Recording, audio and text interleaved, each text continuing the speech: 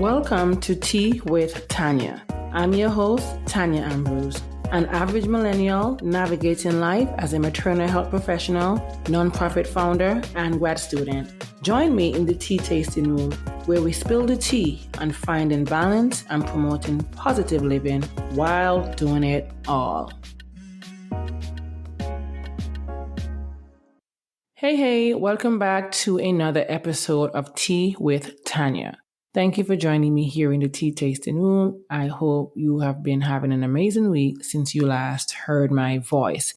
If not, I hope things get better, and just remember to always stay the course. This past week, I've been working really hard trying to get back into the swing of things as it relates to my regular day job, to my nonprofit, to this podcast, trying to get back into the swing of what life is like here, being back in the US. All of a sudden, I took a 2-week vacation and now I don't know how to act. But when you're on vacation, you get to reflect and realize or reevaluate a lot that goes on into your life. So I've been experiencing that, but this past week has been pretty busy. But I will say I started working out and I also developed a meal plan. So after 1 week of consistently working out and consistently eating much more cleaner, I will say I'm eating more clean. I am starting to feel, I will say, I'm not going to say see, I've been starting to feel a slight change in my life. And that is funny that I'm saying that because that's what we're going to be talking about in today's episode, like my new wellness journey or one new wellness journey that you can create for yourself. And I know we all have different understanding and ideas of what it means to be on a wellness journey. So we're definitely going to talk about that on this week's episode. Before I get into it, I do want to share the tea of the week. And the tea of the week that I'm drinking this week, or I'm drinking today, is fever grass tea, which is also known as lemongrass tea as well. In Antigua, we call it fever grass, but it's pretty much the same thing as lemongrass tea. And lemongrass is also called citronella. It is a tall, stocky plant with a fresh, lemony aroma and citrus flavor. It can also be used, or it has been used, as a folk remedy to promote sleep, relieve pain, and boost immunity. That's what I've known for it to be, and that's what I primarily use it for as well. Some of the benefits of drinking lemongrass tea is that it helps to treat oral infections and cavities, thanks to its antimicrobial properties. It also has anti-inflammatory properties as well. So we all know that sometimes we can be all that inflammation in our body. We want to get that out. So it has that as well. And it also helps to promote a healthy digestive system or healthy digestion. And that's very big for me. So all the teas I'm drinking, I want to make sure that it has some sort of impact on my digestive system as well. And lemongrass is also the go-to for upset stomach, cramping, and other digestive issues as well. It also helps to regulate your cholesterol, which is something very important to me because as a beautiful young woman, I'm currently dealing with high cholesterol. I've been dealing with it for a minute now, but I've worked hard to get it back down. Then I got it back up. So it's something that's been weighing me down for a while, and it's why I've decided to commit to this new wellness journey as well, because I'm trying to regulate my cholesterol to keep it within the normal range of what the cholesterol should be. And then it also helps to relieve symptoms of PMS. So for my menstruators, I'm going to always make sure that I'm drinking some sort of tea for you guys, or for myself, but also for you guys. So that's this week's tea of the week. If you know the drill, if you decide to try it, if you're someone that you've tried it before, but you haven't had fever grass, aka lemongrass tea in a while, give it a try and let me know how you feel after drinking said tea. Now, remember, you got to be consistent. You can't drink one day and expect to see results as well. So you got to be consistent with how often you're drinking your teas. And this week's affirmation is, I am willing to do what it takes to be the best version of myself. Again, this week's affirmation is, I am willing to do what it takes to be the best version of myself. Now, let's get into today's episode. We are going to be talking about new wellness journey or a new wellness journey. And you must be thinking, why are we on a new wellness journey? In the beginning of we're in the midway point of the year now. And if you're like many or you're like myself, sometimes we tend to create a fitness plan or a health and wellness goal at the beginning of the year. And let's say on January 1st, oh, I'm going to work out 5 times a week. I'm going to eat this food this time a week. We have all these grand plans, essentially, not only just with eating. Oh, I'm going to journal more. I'm going to meditate more. I'm going to do all these different things we said we're going to do. And by, let's say, the end of January, many of us tend to fall off of that goal or that wellness journey that we said we were going to create. In the beginning of the year, the gyms were packed. And then by the end of January, sometimes probably going into the first week or second week of February, the gyms are now back to being slack. So it's really, it's interesting how sporadic sometimes our self-development or self-improvement can be. And my goal for this episode is just for you. I'm going to share some of the things that I've been doing, some of the things that I plan to do, and hopefully you guys will get inspired and join me or create a wellness journey for yourself. Because in the day and age that we're living in right now, we have to make sure that our health and our well-being is a priority. If the pandemic has taught us anything, is that we have to put our health first. So that's definitely what I hope you guys take away from this. Your overall well-being should be a priority going forward. If it's not, sometimes we say it is, like myself, but then sometimes we tend to put it on the back burner, or we don't oftentimes do enough. We don't do enough when it comes to our wellness journey. We'll do the bare minimum, or I'll do the bare minimum. Let me speak for myself. I will do the bare minimum and then think I'm doing something, or I expect a certain type of result. And that's not always the case. So as we get into the episode, I want to talk about what exactly is a wellness journey. So a wellness journey essentially refers to an ongoing process of actively pursuing and maintaining a state of holistic well-being across various aspects of your life. And when it comes to a wellness journey, it truly involves a conscious effort to enhance your physical, mental, emotional, and even spiritual health through a combination of different lifestyle choices, habits, and practices. So that's essentially what a wellness journey is or looks like.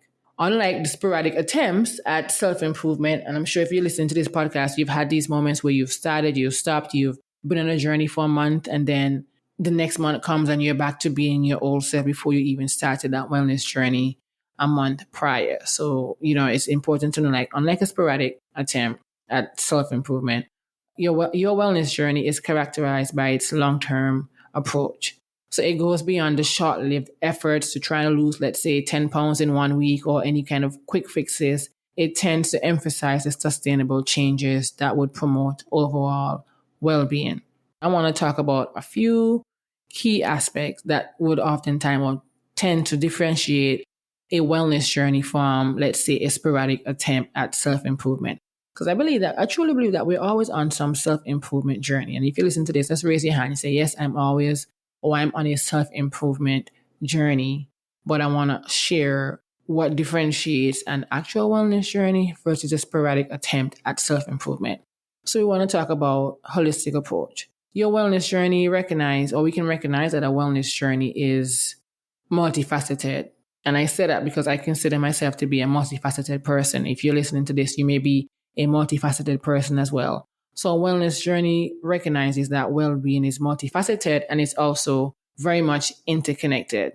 It tends to acknowledge that the physical health, mental and emotional well-being, even your social connections, personal growth, and spirituality are all interconnected elements of your overall wellness. So instead of just focusing on one area, your wellness journey seeks to address and integrate various aspects of your life. And if you're like me, I have so many different things going on in my life. I don't know how I do it, but I also wanted to be more intentional about how I approach all the other things that I have, how I can connect it into all what I'm doing, how it can be connected so that I'm not neglecting one, or I don't think I have to make one a priority over the other. The other one is a mindset shift. And that's what I am going through right now, which is why I'm back on this journey. And I feel different. My outlook on this wellness journey is totally different compared to the other times that I've started and stopped. Because sometimes you know when you're not going to follow through on something. Hello? You know when you're not going to follow through on something. You'll start doing something.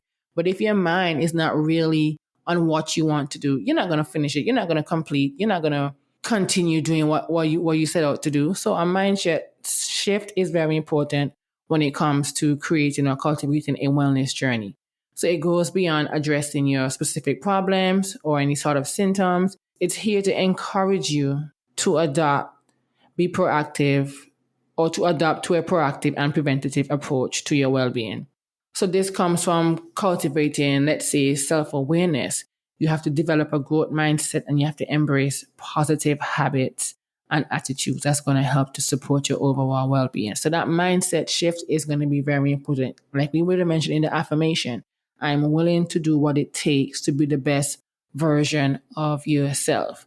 I was at church and I remember hearing the pastor. It's been a while since I've been to church in person. This was my first time being back to church in person in almost 3 years.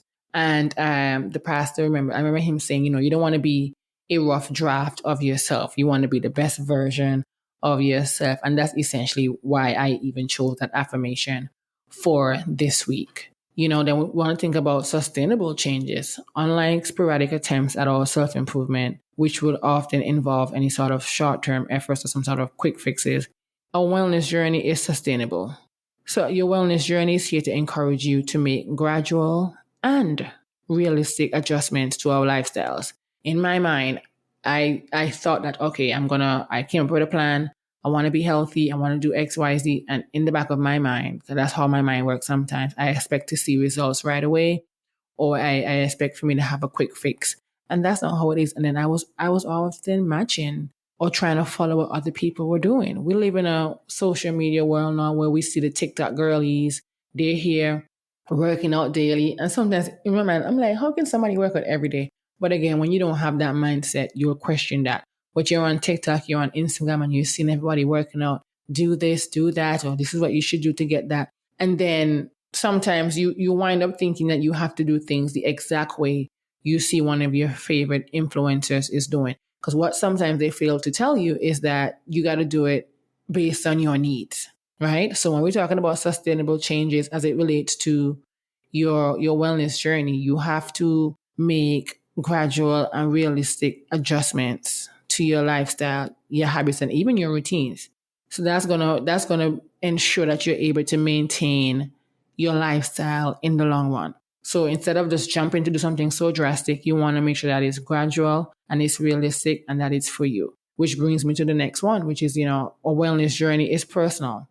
It's personal and it's different and it's very unique to every individual. My wellness journey is not going to be the same as you. I'm going to be sharing some of my wellness practices that I've been doing with you. Doesn't mean that you're going to do it. Maybe you might. Maybe you may take up a pen and get a notebook and write some of the things that I'm saying because you probably thought about it, but didn't do it, or you didn't think about it, or you've been wanting to do what I'm saying. So, when you write it down, you can manifest, but your wellness journey is essentially personalized for you. It involves understanding your own needs, what you prefer, what are your strengths, and even your limitations, and tailoring those practices according to what you want, the results that you want as well. So like I would have mentioned earlier, we live in an age of social media where we've seen all these influencers or social media baddies, as they call them, doing all these different things, which kudos to them. But instead of thinking that you have to achieve what they are, you want to make sure that your change and what you're doing is sustainable to you and is tailored to you based on what you think your strengths and limitations and what your own needs are. And just also remember that being on a wellness journey, it really does, it's a learning and growth situation. Like you're going to constantly be learning. I am still learning. Mind you, I've been on and off my wellness journey for quite some time. So in the back of my mind, I know enough because I've done the research, but I'm always constantly growing. I've even been learning more in this past week of working out compared to when I've done it prior. So you definitely got to understand that as you continue your wellness journey, it's going to be a lot of processing, it's going to be a lot of learning, and it's definitely going to be a lot of growth. So that was me talking about some key aspects that will differentiate a wellness journey from a sporadic attempt at self-improvement. Now, why did I decide to embark on this journey?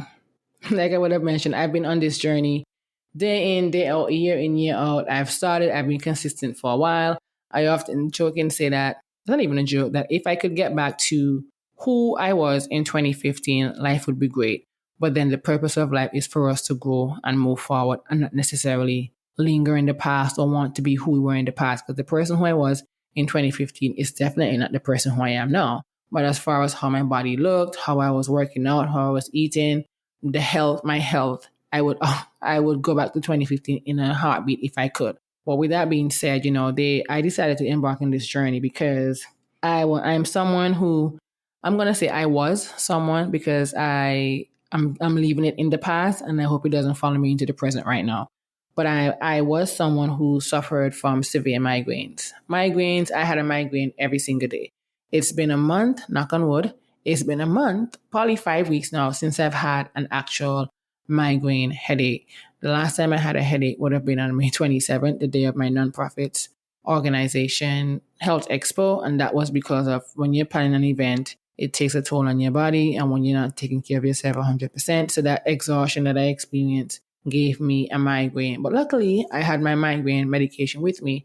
So once I was able to take that, I was able to feel better. But one of the reasons why I took my wellness journey more serious, because I didn't want to continue having migraines, because having a migraine cripples me. It takes me away from being as productive as I can be in my day job. It takes me away from being able to plan or record a podcast episode.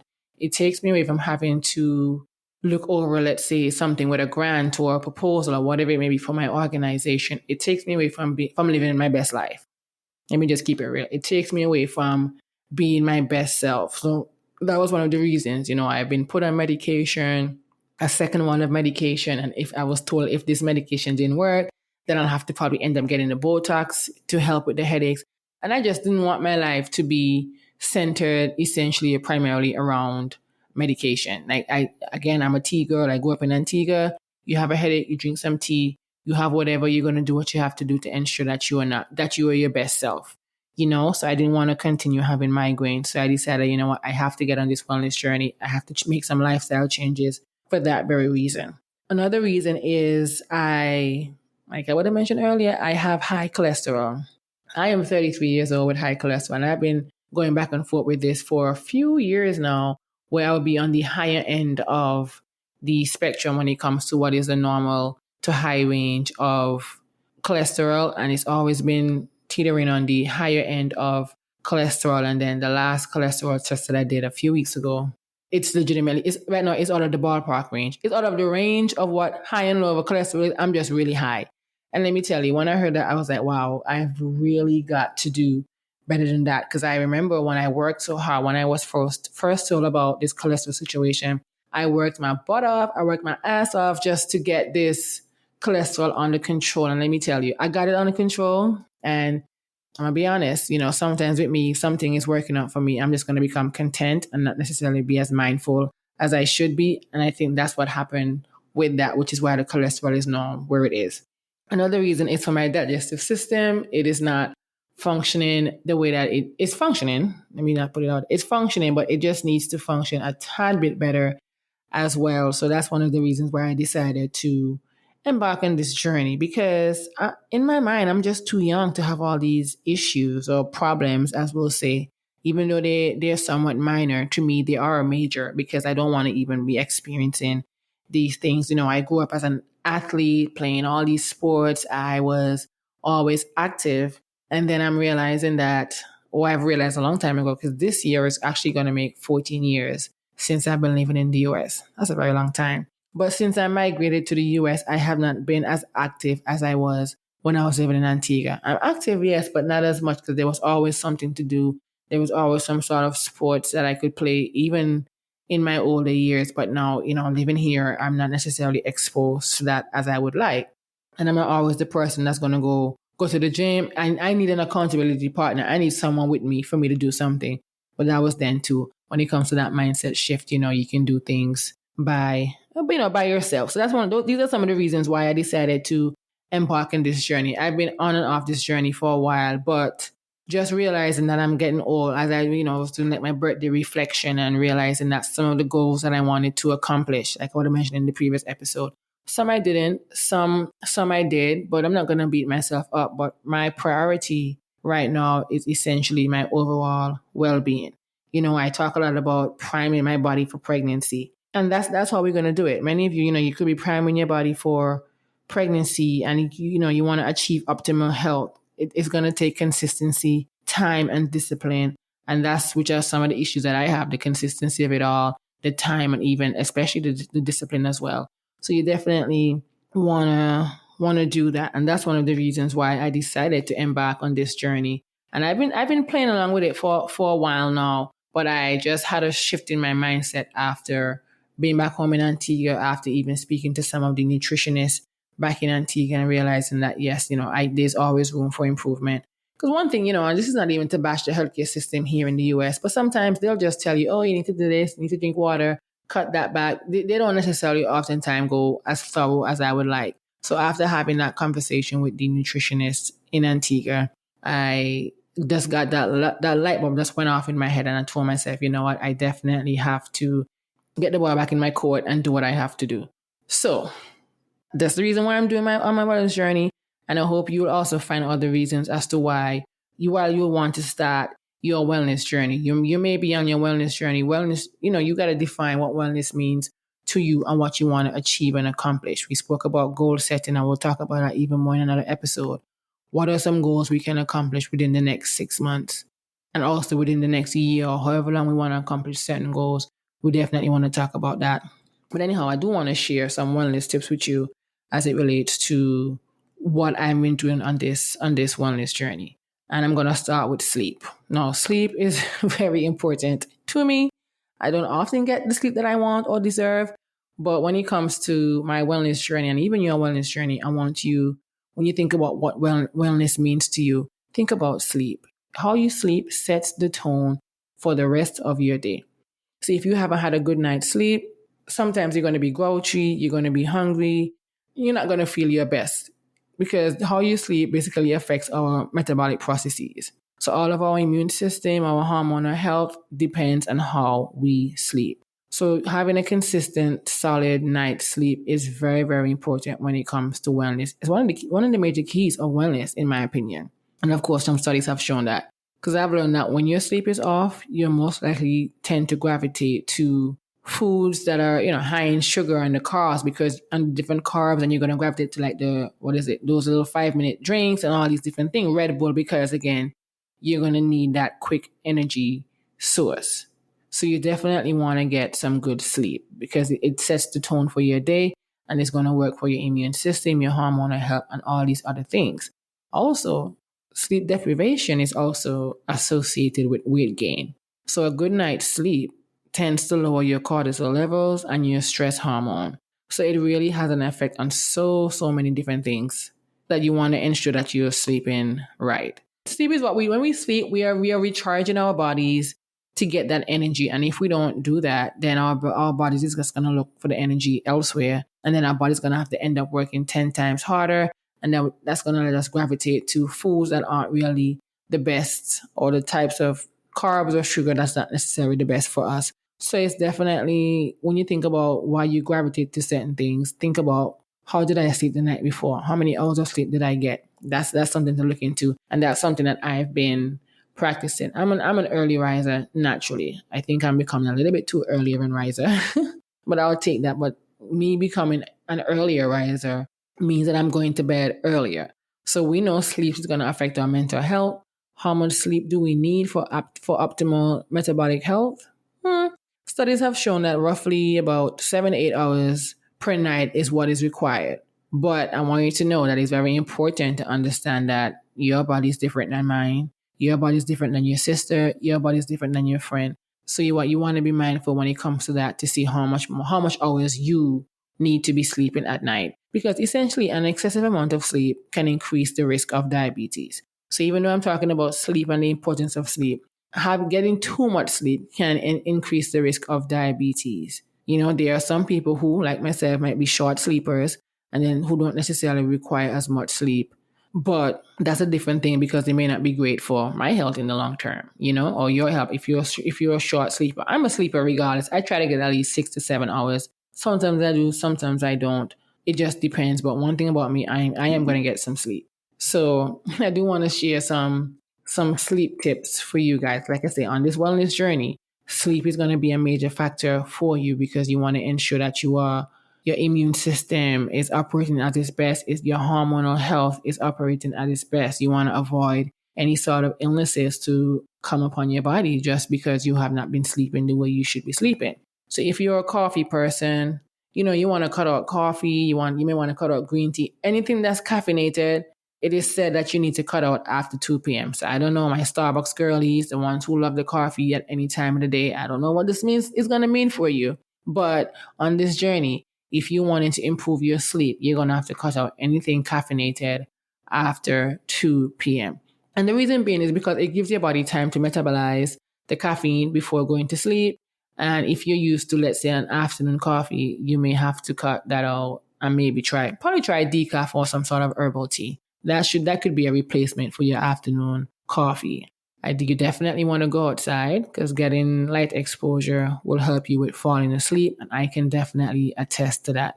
When my mood is not good, when something is bothering me, when I'm not feeling my best self, and I take a walk on that riverfront where I live at, and I get that sun beating down on my body, for some reason, I can guarantee that 80%, 85% of the time, my mood and my energy definitely shifts, and it helps me to have a much better night sleeping. You also may want to practice eating with the sun and stopping with the moon. I forgot the book that I read it in, but I'll put it in the show notes. Eating with your circadian rhythm, which means eating with the sun and stopping with the moon, which will give you time to rest and digest your food. So you definitely want to practice eating at least 2 hours before bed because that's going to give you time for your food to digest. Like me, I eat dinner between 5:30 and 6 p.m. That's something that I've been trying. It doesn't always work that way, but sometimes I do try to be done eating by 6. That's going to give me enough time so that my food can digest before I go to bed. Sometimes I end up eating early, and then by the time 8 p.m. rolls around, I'm starving, especially when you're working out. So during that time, I'll have like a light snack, not a huge meal, a light snack, and then I can go to bed because whatever I'm eating would be sleep friendly. So you definitely got to leave room for change, but don't make it a daily thing. Because like I said, for me, I'm not eating at 6 p.m. every day. The other day, I found myself eating at 9 p.m. I was very upset because I knew I was going to get up. I was going to wake up very sluggish, which I did. But, the sun is setting by 9 p.m. My head, sometimes my mind thinking it's 5 o'clock when it's like 8 o'clock. So that's also a thing that I have to get back to. But leave room for change. Give yourself grace, but definitely do not make it a daily thing, of course, because consistency is key. If you're someone who drinks alcohol, you can go to your little happy hour, but you definitely want to stop drinking any sort of alcohol by 7 p.m. Because again, that will give your body time to metabolize those toxins. And I'm saying these things because we're talking about the importance of sleep on your wellness journey and what it means to you and for your overall health. And one interesting fact that I found while doing my research is that study has shown that if you keep your room temperature at 67 degrees or below, you should do that for ideal sleep. So being in that cold room can help you sleep better, and it also gives you or helps with your metabolism. That was an interesting fact for me because on one hand, I'm one of those person when I sleep, I'm always hot or cold. I'm never content sometimes. I'm that girl that I will sleep with. I'll have the covers on. I could be hot, but then I'll stick my foot out to try to get that balance. You get what I'm saying? You get what I'm going? Can you relate? Sometimes, you're under that cover, then you got to have that foot sticking out to try to balance it so you can be cool. So I found this to be an interesting fact when it said to keep your room temperature at 67 degrees for ideal sleep because it helps with your metabolism. So that's something very interesting. And one big thing that I've been doing for a while is to keep the phones away from the bed.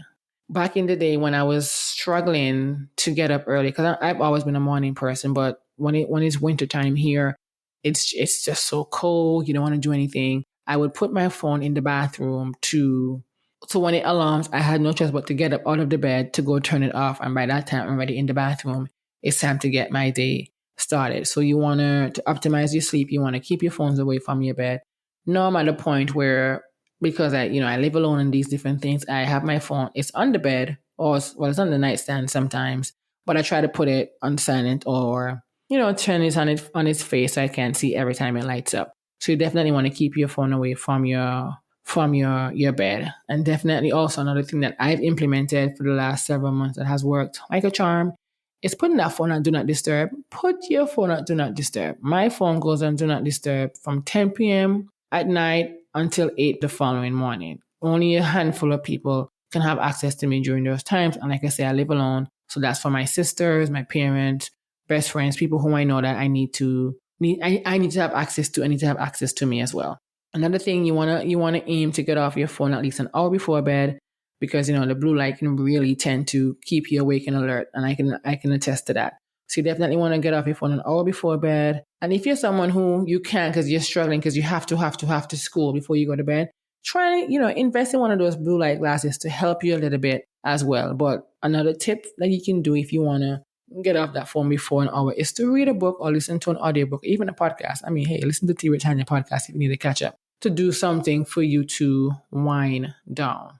Another thing I want to talk about as it relates to me on this wellness journey and for you that you can incorporate is thinking about stress management or stress. That's one of the major thing when it comes to me and my wellness journey and how I manage my stress. I have come a long way as to how I have managed it. I still do it.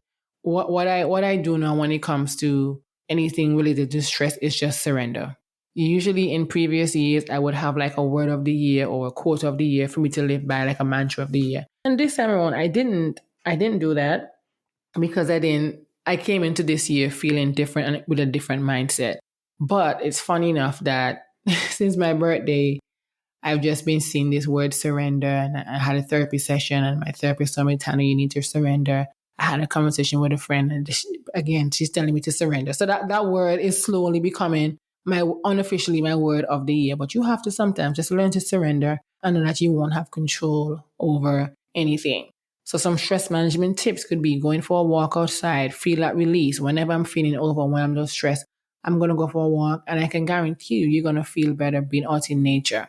You guys know I'm a journaling person. If you're new here, I am big on journaling because I find it to be a very, very powerful tool, because it tends to take the words out of my mind, because sometimes I think I'm going crazy.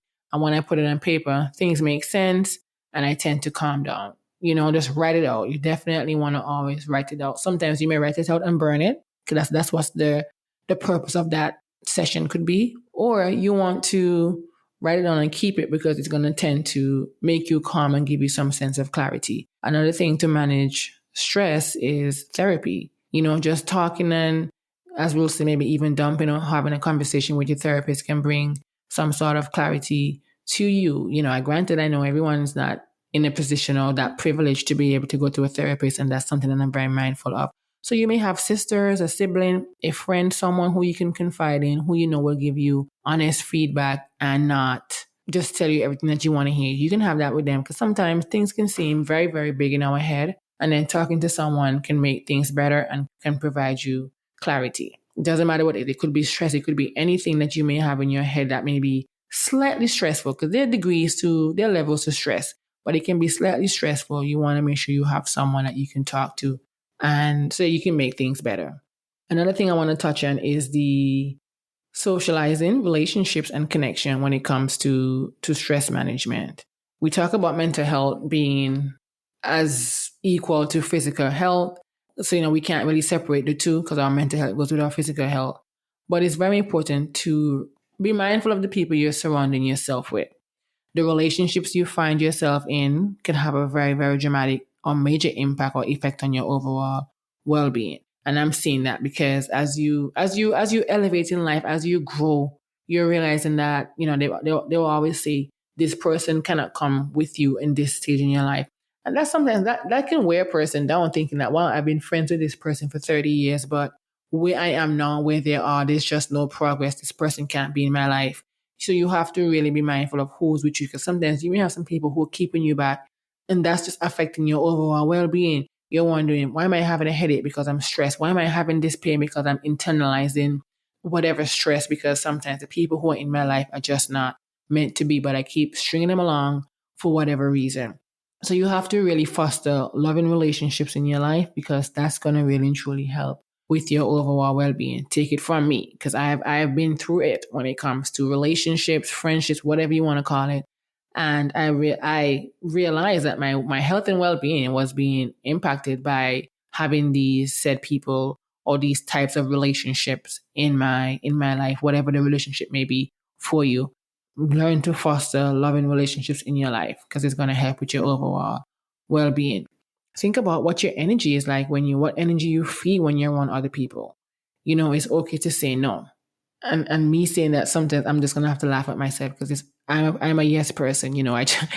My therapist recently told me that I am a people pleaser. There's an episode coming out about people pleaser, so we'll definitely talk more about that. But definitely, learn that it's okay to say no.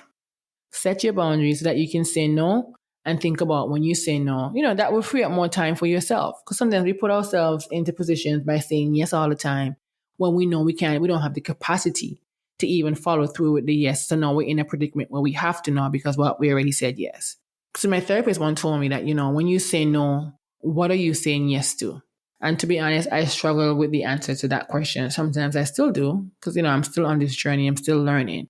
Maybe you are one of these people like myself. You're a people pleaser. But like I said, we'll talk about that in another episode. But you have to set boundaries and take inventory of the kind of relationships you want in your life. And of course, the big one when it comes to stress management, movement, working out. I started working out this past week. I'm recording this episode talking to you in pain because, when you're just getting back into the swing of things, how your body is just aching. That's me right now. But definitely working out is a major thing when it comes to not, your stress management, but also your well-being, and you're on this wellness journey. So sometimes when people hear about wellness journey, they automatically think it's just simply working out. And that can be your idea of wellness. Again, the question is to you, what is my idea of wellness? What do I want my wellness journey to look like? For me right now as well is getting good sleep, fostering great relationships with other people, managing my stress, and definitely working out right now because I want to get my body toned. I want to get my body right and tight. I'm getting a little bit thick, so I want to make sure that I'm maintaining that. But you have to find what works for you. You want to think about the environment that you're living in at home, wherever you are. You want to be able to nourish, probably be more clean and organized, even if you're someone who you're only confined to a room with someone. Even if you're sharing a room with someone, you want to ensure that the area that you're sharing, you want to make sure that it's decluttered, it's clean and organized. That way it uplift your mood. So you definitely want to do that. One thing I do want to incorporate into my new self-care wellness journey is to be a plant mom. But I don't know, guys, I'm going to have to see about that because, when you have a plant, it helps to essentially clean out the air in the house. The chemicals you use. Think about the chemicals that we use to clean. We just got to be mindful, but I'm thinking of getting the plants. If you are a plant mom and you have any recommendations of what plant I should get first, let me know for a person who's very busy.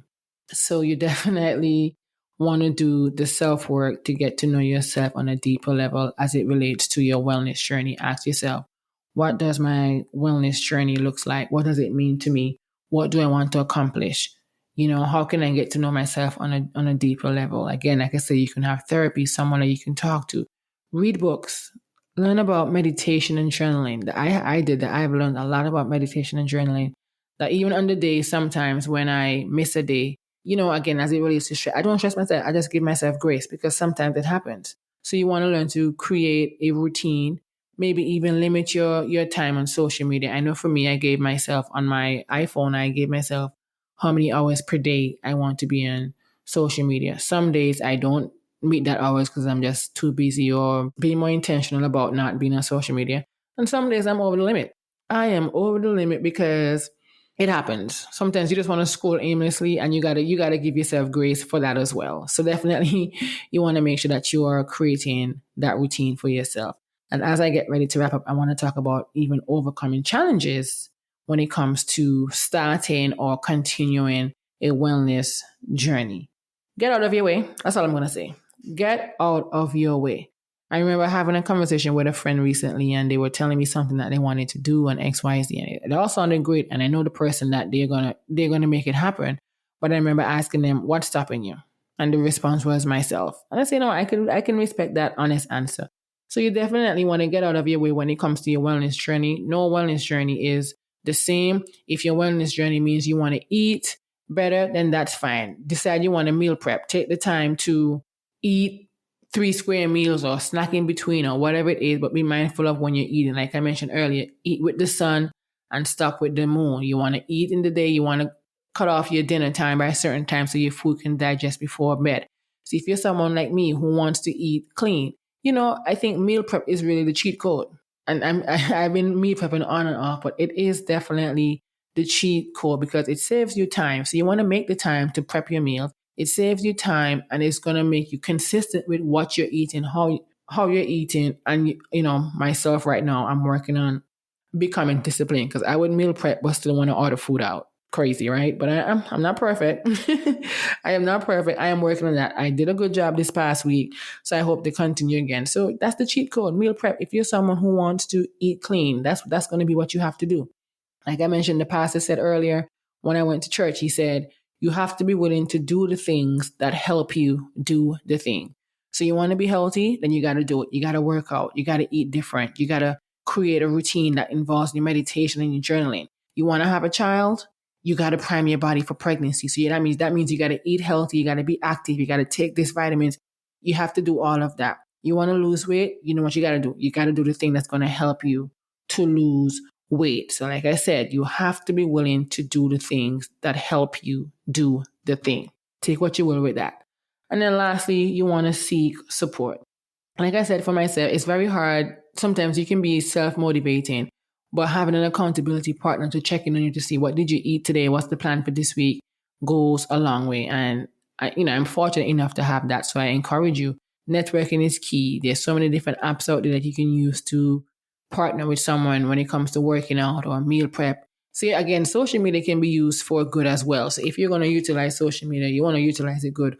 Well, you can probably partner with someone and get an accountability partner, someone that you can trust. Because I'm not telling you to go speak to a stranger now, but you want to network and connect and find someone. It could be a family member. Bring a family member or a sibling or a friend or a coworker on this journey with you, and you guys can check in with each other as well. Because you definitely want to be surrounded, like I say, foster loving relationships, but also be surrounded by like-minded individuals. So you definitely want to do that. So we spoke about, the importance of a wellness journey. Now, a wellness journey is an ongoing process of actively pursuing and maintaining a state of holistic well-being across all aspects of life. We spoke about, how your mindset shift can help you on your wellness journey and creating a routine or changing your lifestyle to make sure that it's gradual and realistic. Understanding that your wellness journey is personal to you. Know what your own needs are, what your strengths and limitations are, and know that you're going to be constantly growing on this wellness journey. We spoke about how the importance of sleep, what it does to you, to your overall health and wellness, stress management, being outside, being mindful of the things that you're doing to your body and for yourself, and definitely, making the time to do what you want to do. Seek that support, find an accountability partner to ensure that you're doing what you need to do for yourself. Like we said in the affirmation as you go forth in this week, I am willing to do what it takes to be the best version of myself. That is this week's affirmation. So I hope as you listen to this episode, you keep in mind what the affirmation is and be willing to do the work on yourself, because at the end of the day, you have to do the thing to make the thing happen. And I shall see you next week in the tea tasting room. Thank you for joining me for another episode of Tea with Tanya. If you like this episode, be sure to share it with a friend. Don't forget to follow on Instagram at Tea with Tanya Podcast. Be sure to subscribe to the weekly Tea Talk newsletter. And of course, rate on Apple or Spotify and subscribe wherever you listen. See you next time. I love you for listening.